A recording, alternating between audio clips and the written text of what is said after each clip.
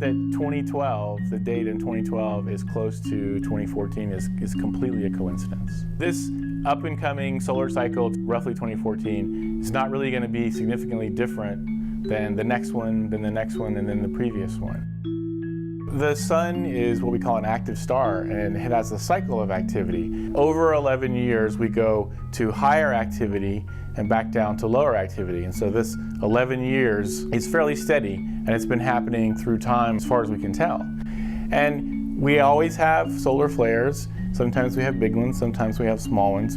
We live on a planet with a very thick atmosphere. And so that atmosphere stops all of the harmful radiation that is produced in a solar flare. Even in the largest events that we've seen over the past 10,000 years, we see that the effect is not enough to damage the atmosphere such that we are no longer protected. Coronal mass ejections are happening on the sun all the time, and they hit the Earth once or twice a week, sometimes more.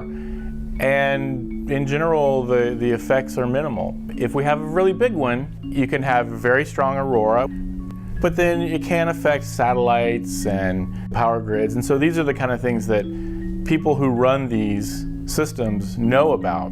And we have warning. These CMEs travel at speeds that mean that they take probably 2 to 3 days to get here. We've learned more and more about storms. We've learned how to better predict the effects, where they're going to go, where they're going to hit. As long as we continue paying attention to it and learning more about it and treating it like we treat a hurricane coming or a huge thunderstorm coming, and we can take appropriate measures to prepare for them. We understand the sun well enough with all of the technology and all the science and all of the many spacecraft that we have that are monitoring it 24 hours a day, 7 days a week, to know that this superstorm that's going to wipe out the Earth simply isn't going to happen.